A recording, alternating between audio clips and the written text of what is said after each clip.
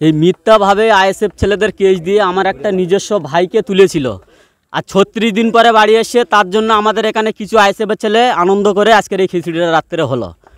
শওকত মোল্লাকে শয়তান মোল্লা বলে আক্রমণ এই মুহূর্তে ভাঙড়বাসী একেবারে লড়াই দেবেন। ও 26-এ ও শওকত মোল্লা ভালো বিঘে বলতে না খারাপ বিঘে বলতেছ তুমি?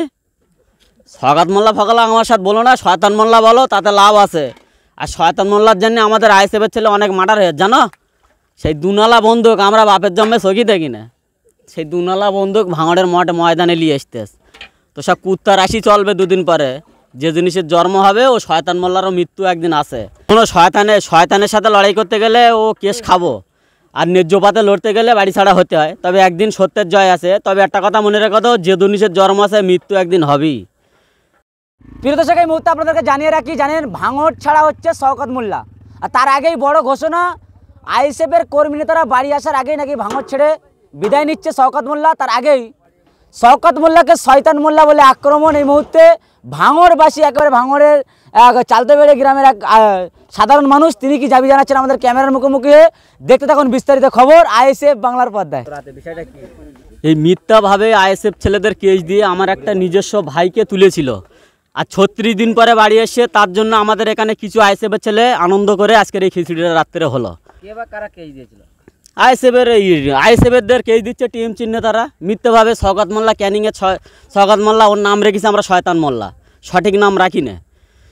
অনেক দূর থেকে অনেক কিছু করা যায়, এই ভাঙড়ে এসে ওর মতন মোস্তান এখানে এসে দমে যাবে। সঠিকভাবে পুলিশ প্রশাসন না নিয়ে আইএসএফ ছেলেদের সাথে লড়ে দেখাক, তবে সংবিধান অনুযায়ী ওনার মতন ওই বোম বন্দুকের লড়াই করতে চাই না আমরা। পাচ্ছে না বলে কি পুলিশ দিয়ে দমানোর চেষ্টা? তোই তো পুলিশ দিয়েই তো কেস দিচ্ছে। টিএমসির পার্টি অফিস টিএমসিরাই ধরকে দিয়ে আমাদের নামেই কেস দিচ্ছে। এই যে পাশে একটা পার্টি অফিস বলছিল, শোনো, ওইটা ওই যে পার্টি অফিসটা দেখছো, ওটা যদি আমরা ধরাতাম পুরো ধরিয়ে ফেলে দিতাম। ওই ছুঁচো মেরে হাত গন্ধ করা ছেলে আইএসএফরা নেই, ওটা হচ্ছে ছুঁচো মেরে হাত গন্ধ করা। এখন কি চাইছেন? এখন ন্যায্য বিচার চাই আমরা। ওরা যেটা সরকার এই অনুব্রত গুরু বাতাসা নকুলদানা নাকি সে ডায়লগ দিত, সে আজকের কোথায় গিয়েছে? তার মুখের ভাষণও চুপচাপ হয়ে গিয়েছে। তো টিএমসিও দুদিন পরে পুরো চুপচাপ হয়ে যাবে। কি বলবেন এই যে খাওয়া দাওয়ার আয়োজন, আপনারা জেল থেকে বাড়ি আসেন এবং একটা ভয় পাওয়ার দরকার, কিন্তু এই যে মানুষ না, আমরা ন্যায্য পথে রয়েছি, ভয় কেন পাবো? তুমি যদি ন্যায্য পথে কারো ভয় করবে না, ন্যায্য পথে থাকলে কেউ ভয় করে?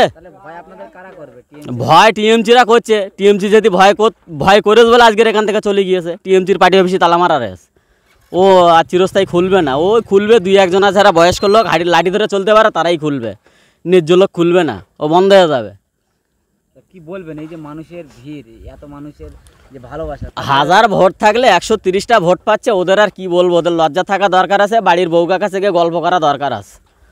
এবং কি বলবেন এই যে ভাঙড়ের মানুষ একাধিক মানুষ মিথ্যা কেসকে এলাকা ছাড়া, এবং আপনারা সাধারণ মানুষরা মিলে বা আইএসএফের ভক্ত। শোনো, শয়তানের সাথে লড়াই করতে গেলে ও কেস খাবো, আর ন্যায্যপাতে লড়তে গেলে বাড়ি ছাড়া হতে হয়। তবে একদিন সত্যের জয় আছে। তবে একটা কথা মনে রেখো তো, যে জিনিসের জন্ম আছে মৃত্যু একদিন হবেই।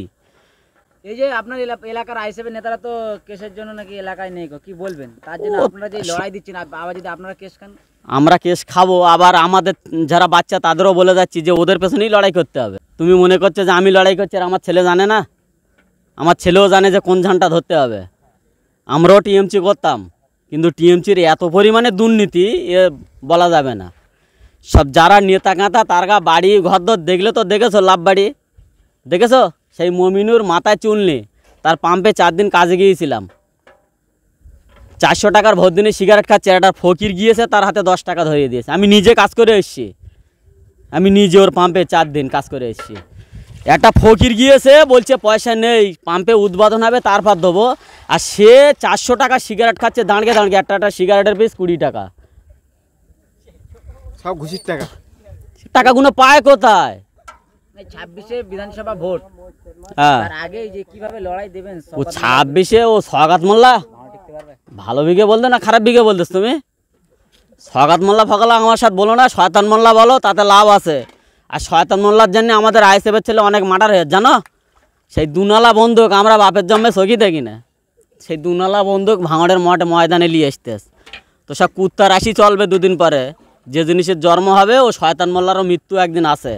শয়তান মোল্লা এক সময় সিপিএমের আমলে মমতা মার্জিন মারার জন্য কলা গাছে বন্দুকলে দাঁড়িয়েছিল, আর সেই শওকত মোল্লা আজকে টিএমসির মমতা ব্যানার্জির নাকি শাড়ির তলার আঁচলে রেস।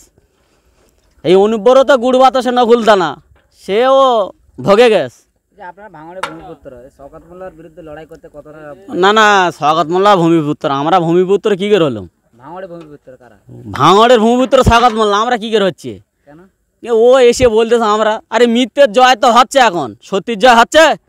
সত্যির জয় হলে এই সোনপুরির বাজারে এক এই খোঁড়া ভালো করে তার চলতি ফেরে না। এখানে আমি টোটো বেড দিছি, বলছে, আমি বলছি ভাই এই নওশাদ সিদ্দিক যাবে দিল্লি আন্দোলন করতে, আর তোমার শওকত বাবু এই বাংলায় আন্দোলন করবে, তা শওকতের পাওয়ার বেশি না নওশাদের পাওয়ার বেশি? উনি বলছে না দুজনাই যাবে। তাই আমি বলি দুজনাই যাবে তো এখন বাড়ি ঘুরঘুর করতেস কেন? এই দিল্লিকে আন্দোলন করে দুজনাই। ও এখানে দাঁড়িয়ে বড় বড় নেতা কাকা ফোন করেস, বুঝতে পেরেস? অথচ এখানে হেঁকে যাচ্ছে অকাপ মাসানির জন্য, সেই স্টেটে বসে নাচ গান করতেস, নাচ গান করতেস, বুঝতে পারো না? তাহলে ওটা কি অকাপ বাঁচাচ্ছে না ভালো বাঁচাচ্ছে? অকাপ বাঁচানির হলে ও শওকতরও যাইতে হবে, বুঝতে পারস? ওই মাথায় শুধু টুপিতে ঘুরে বেড়াইলে হবে না, মাথায় টুপিতে ঘুরে বেড়াইলে হবে না, সব দিকটা দেখে চলতে হবে। ভাঙড়ে তো সংখ্যালঘু এলাকা, সংখ্যালঘু মানুষ বেশি, আর শওকত মোল্লা বা মমতা ব্যানার্জি তিনি বলছেন যে কলকাতায় দিল্লি গিয়ে আন্দোলন করুন। কেন? শওকত কি মুসলমান না হিন্দু? তিনি তো মুসলমান বলে দাবি করেন। রমজান মাসে ওটা তুমি ভুল কথা বলছো। রমজান মাসে কি ইফতার খেতে দেখা গেল? ইফতার খেতে দেখা গেল বলে কি সে মুসলমান হয়ে যাচ্ছে? কি করে মুসলমান হচ্ছে? তাহলে কে শওকত মোল্লা, মুসলমান না হিন্দু? সেটা উনির বুকি হাত দিয়ে বিচার করুক। যদি মুসলমান হয় তাহলে ন্যায্য বিচার করবে, আর যদি হিন্দু হয় তাহলে অন্যায্য বিচার করবে, বুঝতে পারো না? হিন্দুরা দেখবে কোনোদিন নিজেরা দাঙ্গা করতে দেখেছো? আর আমাদের মুসলমানরা কি করতেস? নিজেরা দাঙ্গা করতেস, কেন করতেস? তাহলে ও মুসলমান দরদি না হিন্দু দরদি?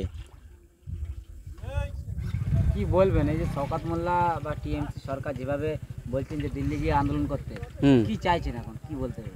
না শওকত বাবু তো আমাদের আছে, তো উনি তো বোম বন্দুকেই তো পাকিস্তান আর ভারত লড়াই হচ্ছে, নিশ্চয়ই বোম বন্দুক ওনার জোর আছে, লড়াই করবে। কুমনি আব্বাস সিদ্দিক আছে, সেখানে যদি বোম বন্দুক বান্দুক করে তাহলে পাকিস্তানের সাথে কেন বার করতে পারবে না? অকাপ বাঁচাবে তো, আমরা তো ওনার পেছনেই আসি তো এখন আপাতত। দেখি যদি অকাপ বাঁচায় তাহলে আমরা ওনার পেছনে সাথ দেবো। উনি নাকি সব মমতা দরদি, তাহলে আমরাও হলি যদি বাঁচাতে পারে তা দেখি উনি কদ্দূর কি গড়ায়। বিশ্বাস ওই রামাটা শোনো, ওই রামাটা ওই শওকত মোল্লার মতন লোক পাকিস্তানের মমতার এই মোদির সাথ দেওয়া দরকার আছে, কারণ এনার বোম বন্দুকের জোর খুব। আমরা তো ভাঙড়ের ময়দানে দেখেছিলাম দুনালা মেশিন বহুত, যারা আমরা বাপের চম্মে চোখই দেখি না, বুঝতে পারস? আর যত কেস সব আইএসএফের ছেলেরাই খাচ্ছে, সরকার আছে ওরা দেখবে। আমরা টেনশন তো ওই জন্য রাতে নিশ্চিন্তায় বালিশি মাথা দিয়ে ঘুমোই।